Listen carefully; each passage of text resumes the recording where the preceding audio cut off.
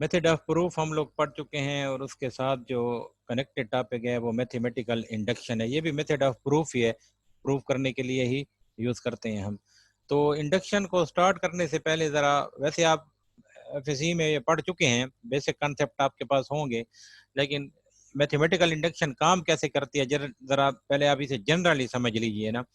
ये जो real life example है ना, उसके थ्रू आपको समझने में ये आसानी होगी। से आपके पास एक लेडर है, एक सीढ़ी है, इसमें स्टेप 1, स्टेप 2, स्टेप 3, स्टेप 4 ये आप देख रहे हैं यहाँ पर फिगर में, डायग्राम में देखिए ज़रा। तो मैथमेटिकल इंडक्शन का जो थीम है वो ये है कि अगर आप स्टेप के तक पहुंच सकते हैं तो आप स्टेप के प्लस 1 तक भी पहुंच सकते हैं।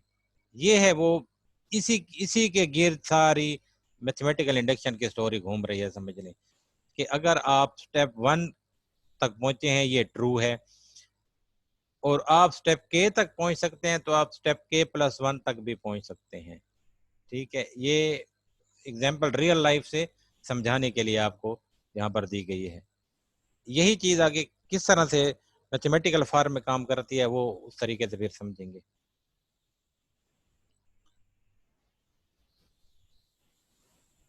प्रिंसिपल ऑफ मैथमेटिकल इंडक्शन जरा आप देखिए कि मैथमेटिकल इंडक्शन का जो प्रिंसिपल है वो क्या है बेसिकली। To prove that Pn is true for all positive integer n where Pn is a propositional function। ये हम पढ़ चुके हैं propositional function पीछे हम, Pn प्रीडिकेट्स में। और वी कंप्लीट टू स्टेप्स, इसमें हमने 2 स्टेप्स करने होते हैं, एक है बेसिस स्टेप और एक है इंडक्टिव स्टेप। बेसिस स्टेप क्या है? We verify that P1 is true. जो पहली वैल्यू होती है, हम ये कहते हैं कि जो फर्स्ट वैल्यू है वो उसके लिए ये ट्रू है, प्रूव करते हैं कि उसके लिए ये ट्रू है। ठीक है, और सेकंड पार्ट इसका होता है inductive step.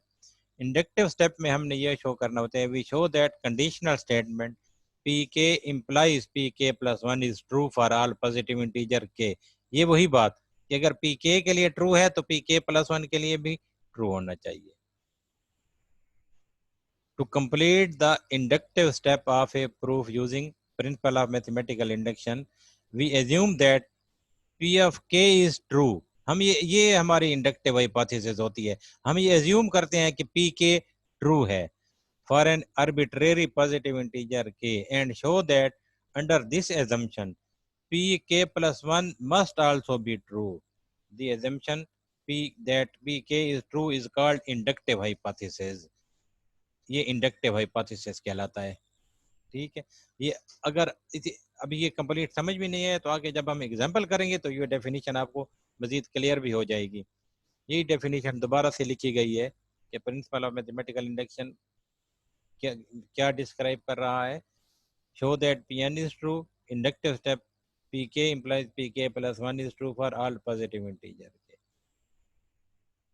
To complete the inductive step, assuming that inductive hypothesis Pk holds for an arbitrary integer k, show that must Pk plus 1 is true। ये बताता है कि अगर P of k ट्रू है, Pk plus 1 भी true होगा। एक और एग्जांपल देखिए, फॉलिंग डोमिनोज इसे बोलते हैं। ये डॉटेड डोमिनोज जो होते हैं गेम में यूज होते हैं। ठीक है, तो इसमें आप जरा देखिए कि अगर ये एक बराबर फासले पर रख दिए गए हों,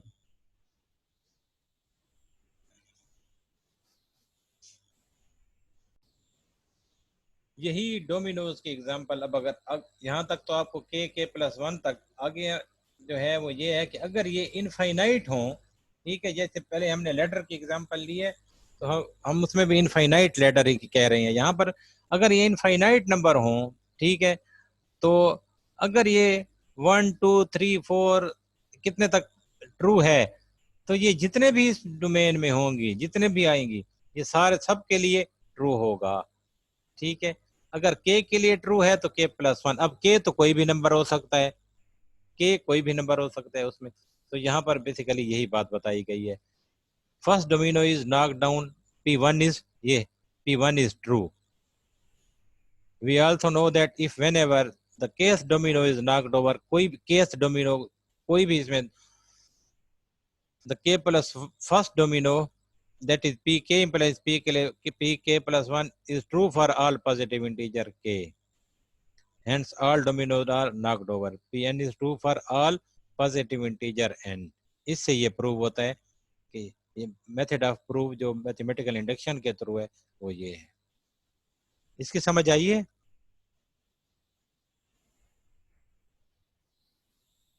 यस सर आई है। इसके जरा एग्जाम्पल आप देखते हैं प्रॉपरली, इसकी जो एग्जाम्पल्स हैं वो देखें कि किस तरह से प्रूफ, मेथड ऑफ प्रूफ में मैथमेटिकल इंडक्शन यूज होती है। एग्जाम्पल ये है, show that if n is a positive integer. पहले इस बात को समझें, n जो है वो पॉजिटिव इंटीजर के डोमेन में है, इसका डोमेन ये बन रहा है n इज पॉजिटिव इंटीजर। इसे इसलिए इस पर गौर कीजिएगा, आगे जो एग्जाम्पल हम बात करेंगे तो उसमें लाजमी नहीं है कि n को पॉजिटिव इंटीजर कहा जाए, n को किसी कोई खास वैल्यू से स्टार्ट करने के लिए भी हम कह सकते हैं। Then 1 + 2 + 3 up to n is equal to n into n + 1/2। ये फार्मूला हमने समेशन में पढ़ा भी था, अगर आपको याद हो, समेशन में हमने ये फार्मूला पढ़ा भी था, ठीक है, कि ये है sum of first n positive integer, n into n + 1/2 होता है, ठीक है। ये कि अगर n पॉजिटिव इंटीजर हों और उनका सम करना हो तो हम इस फार्मूले के थ्रू से करते हैं, n इंटू n + 1/2। इसे प्रूव करते हैं कि क्या ये ट्रू है हमारे पास। इसका सोल्यूशन देखिए, मैथमेटिकल इंडक्शन का जो मेथड है वो फर्स्ट जो है हम बेसिस स्टेप करते हैं। बेसिस स्टेप जो है ना मैथमेटिकल इंडक्शन में, वो हमेशा जो इसकी फर्स्ट वैल्यू होगी डोमेन में, इसके लिए हम देखते हैं कि ये क्या इसके लिए ये फार्मूला ट्रू है। मेथड समझिएगा कि उसकी जो फर्स्ट वैल्यू है उसके लिए ये ट्रू है, तो पहले फर्स्ट वैल्यू के लिए चेक कर लेते हैं। यहाँ पर n जो है वो 1 है, p ऑफ n में p ऑफ 1 आ गया है, क्या ये देखते हैं ये ट्रू है। 1 इस तरफ आ गया है, 1 इज इक्वल टू इस तरफ 1 इज इक्वल टू n की जगह पर 1 रिप्लेस करें, 1 इंटू 1 + 1/2, देखिए जरा, ठीक है। तो इसे कैलकुलेट करें तो ये तो 1 के इक्वल होता है, समझ रहे हैं ना। 1 इंटू 1 + 1/2 इज इक्वल टू 1। इसमें कोई कंफ्यूजन तो नहीं है इसे समझने में। n की जगह पर हमने पहली वैल्यू के लिए हम चेक कर रहे हैं कि 1 के लिए ट्रू है, तो 1 इज इक्वल टू 1, इधर भी 1 है, इस तरफ 1 इंटू 1 + 1/2, 2/2 1 होता है ना, ठीक है।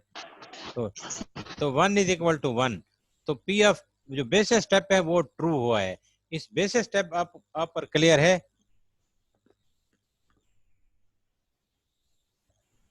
क्लियर है सर। ठीक। अब जो है इंडक्टिव स्टेप देखिए इसका। इंडक्टिव स्टेप में हमने शो करना होता है, we must show that P k implies P k + 1 is true.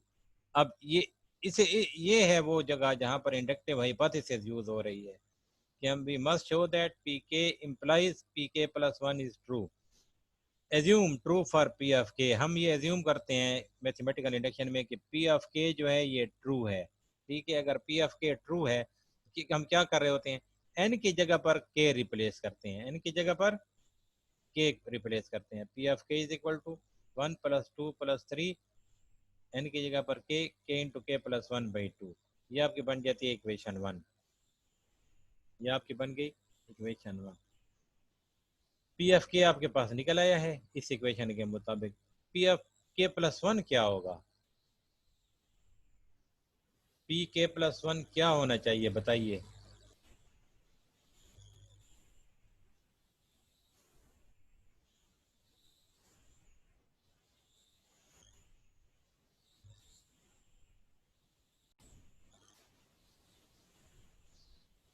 P of के हमारे पास इस फॉर्म में आ रहा है, ये इक्वेशन 1 है।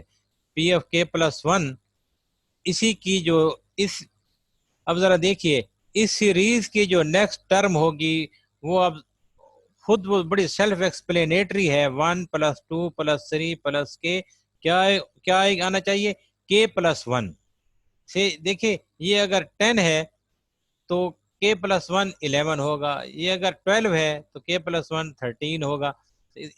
पी ऑफ के + 1 क्या होगी, 1 + 2 + 3 + के इतने तक। कि अब k प्लस वन के साथ हमने ऐड करना है कि नेक्स्ट टर्म जो है अब हम उसकी बात कर रहे हैं।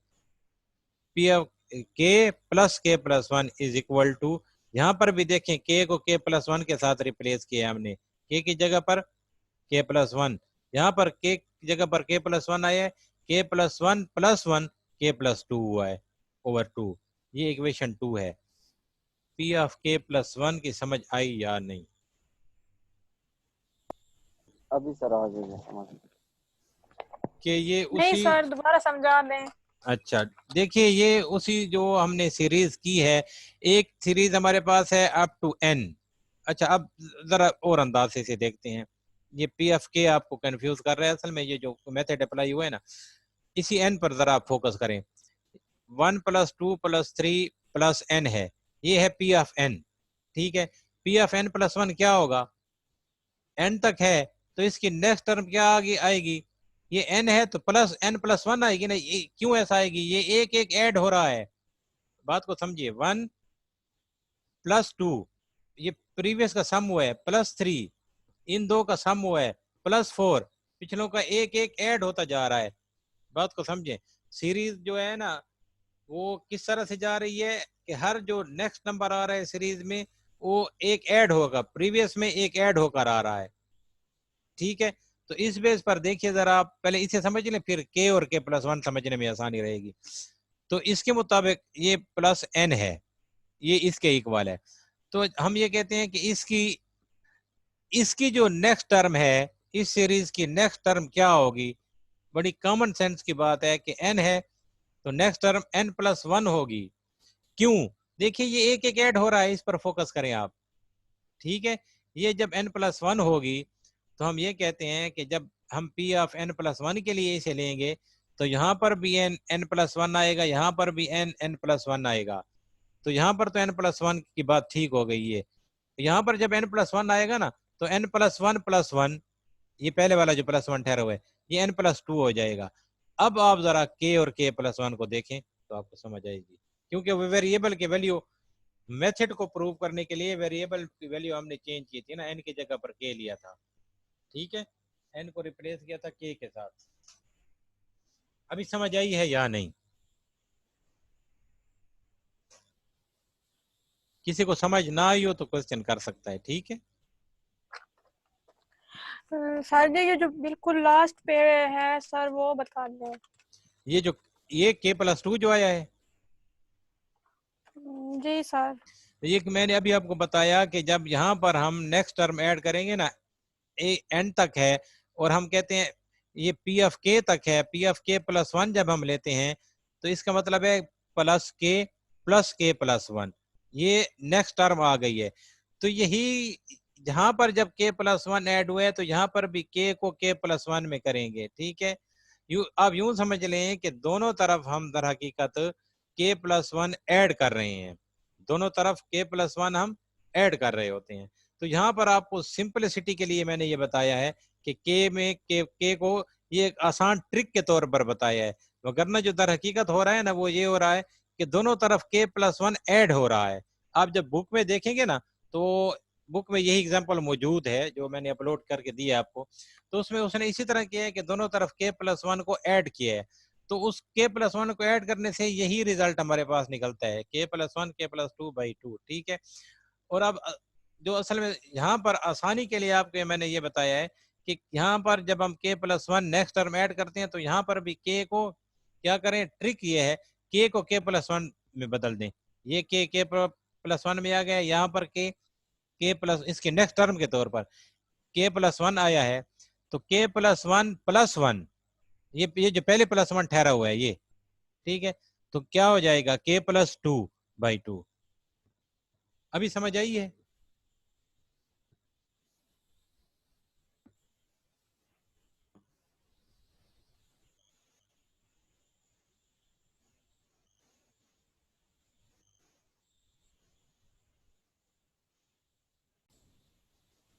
इतने तक ये इक्वेशन 1 और 2 ध्यान में रखेंगे आप। अब आप जरा देखिए कि हम इंडक्टिव हाइपोथेसिस को किस तरह से यूज करते हैं, evaluating left hand side of equation 2। अब आप ये देखिए कि लेफ्ट हैंड साइड जो है इक्वेशन की ये इस पर ज़रा आप फोकस करें। हम ये क्लेम कर रहे हैं कि हमारे पास जो रिजल्ट है पी एफ के प्लस वन जब हम ऐड करें तो ये इसके बराबर आना चाहिए, ये ठीक है। ये तो हम ये एज्यूम किया हमने कि पी एफ के ट्रू है, ये ट्रू है। एजम्पशन हमारी ये है कि ये जो इक्वेशन वन है ये ट्रू है, यानी कि हम ये कहते हैं पी एफ के इसके इक्वल है, ठीक है। अगर पी एफ के इसके इक्वल है तो हमें पी एफ के प्लस वन ये इसके इक्वल है, के प्लस वन के प्लस टू बाई टू इसके इक्वल आना चाहिए। अब इसके लिए हम जो सॉल्व करते हैं ना, वो इस इक्वेशन की जो लेफ्ट हैंड साइड है जिसमें हमने के प्लस वन ऐड किया था, नेक्स्ट टर्म जिसमें ऐड की है, इसे हम सॉल्व करने जा रहे हैं, ठीक है। इस पर आप जरा फोकस रखिएगा। Evaluating left hand side of equation 2, तो इक्वेशन 2 के लेफ्ट हैंड साइड क्या है, 1 प्लस 2 प्लस 3 प्लस के प्लस 1 इज इक्वल टू, अब जरा देखिए, इज इक्वल टू के तक जो